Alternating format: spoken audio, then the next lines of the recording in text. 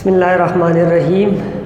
A very warm welcome to this lecture on punctuation.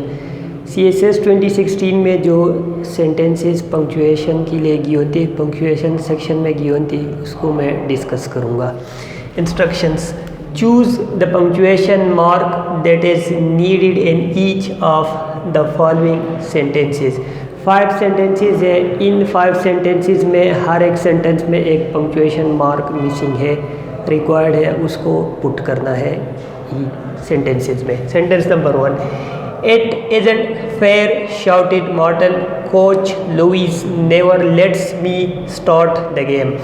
अब Martin के actual words है, तो ये एक्चुअल वर्ड्स है, ये एक स्पीच है, तो ये स्पीच इन्वर्टेड कॉमास में एनक्लोज है दोनों साइड से. अब ये भी उसकी एक स्पीच है, ये भी उसका एक एक्चुअल अटरेंस है जो उसने वर्ड्स अटर किए.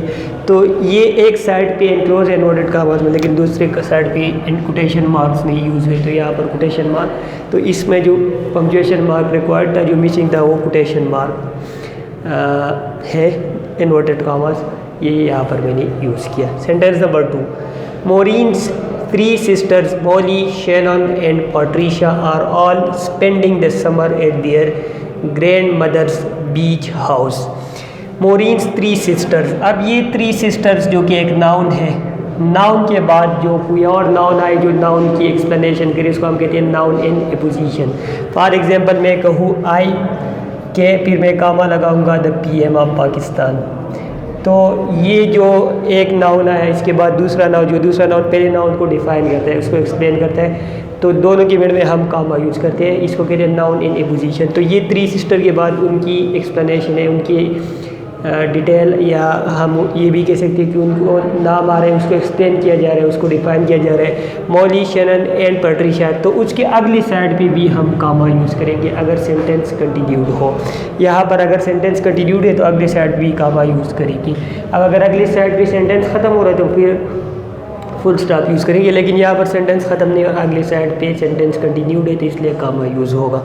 Are all spending the summer at dear grandmother's beach house. अब इसमें जो एक पंक्चुएशन मार्क रिक्वायर्ड था वो कामा था, तो वो यहाँ पर यूज़ हो गया. Sentence number 3: for the centrepieces the florist recommended the following flower, daisies, tulips, daffodil and hyacinths. अब ये सेंटेंस में ये फॉलोइंग फ्लावर्स, मतलब इसके बाद एक लिस्ट आ रहा है, तो जब हमने लिस्ट देना होता है उस लिस्ट को हम इंट्रोड्यूस करते हैं कॉलन की जरिए, तो यहाँ पर कॉलन यूज़ होगा. फॉर एग्जांपल मैं कहता हूँ पाकिस्तान हैज़ 4 प्रोविंसेस. अब उन 4 प्रोविंसेस की मैं नाम बताऊँगा तो मैं कॉलन यूज़ करूँगा. कॉलन यूज़ करने के बाद फिर मैं बताऊँगा Punjab, Sindh, KP, Balochistan for example. तो इसके बाद ये मैंने यूज़ किया, इसके बाद मैं लिस्ट दे रहा हूँ, तो वो लिस्ट में इंट्रोड्यूस करूँगा कॉलन के जरिए.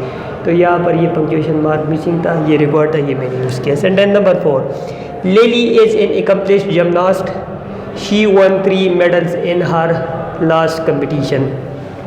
Lily is an accomplished gymnast, ये एक क्लॉज है. She won 3 medals in her last competition, ये दूसरी क्लॉज है. 2 क्लासेस को हम बग़ैर किसी पंक्चुएशन मार्क या बग़ैर किसी कंजंक्शन के नहीं ज्वाइन कर, अगर हम ज्वाइन करेंगे इसको हम कहेंगे run on sentence. Run on mean एक के फ़ौरन बाद दूसरी क्लास, ना कोई पंक्चुएशन मार्क ना कोई कंजंक्शन. तो इसको हम करेक्ट कर सकते हैं, या तो हम कंजंक्शन लगाएंगे, लेकिन यहाँ पर तो हम कंजंक्शन नहीं यूज़ कर सकते क्योंकि पंक्चुएशन मार्क रिक्वायर्ड है.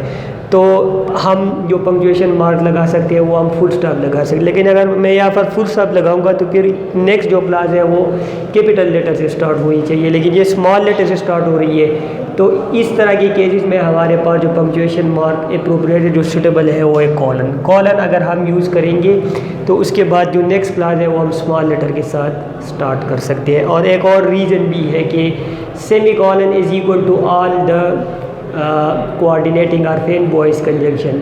जहाँ जहाँ हम फैन बॉय कंजंक्शन को 2 क्लासेस ज्वाइन करने के लिए इस्तेमाल कर सकते हैं, वहाँ पर हम सेमी कॉलन भी इस्तेमाल कर सकते हैं. And for or yet so neither nor को हम यूज़ कहते हैं फैन बॉयज़ या कोऑर्डिनेटिंग कंजंक्शन. अब जहाँ पर हम ये कंजंक्शन यूज़ कर सकते हैं वहाँ पर हम उन कंजंक्शंस की जगह ये सेमी कॉलन यूज़ कर सकते हैं, फिर हम ये कंजंक्शन नहीं यूज़ करें. अब यहाँ पर हम फॉर यूज़ कर सकते थे, फार, तो फार तो हम यहाँ पर नहीं, तो फार का इक्विवेलेंट हम यहाँ पर सेमीकोलन यूज़ करेंगे। दिस सेंटेंस में पंक्चुएशन मार्क मिसिंग था, रिक्वायर्ड था, वो यूज़ हो गया। Last, everyone was shocked when Max Smithfield a studious, extremely bright high school senior decided that college was not for him. Everyone was shocked when Max Smithfield, अब Smithfield के बाद again उसको एक interpretation कर रहा है, उसको एक्सप्लेन कर रहा है, डिफाइन कर रहा है स्मिथफील्ड को।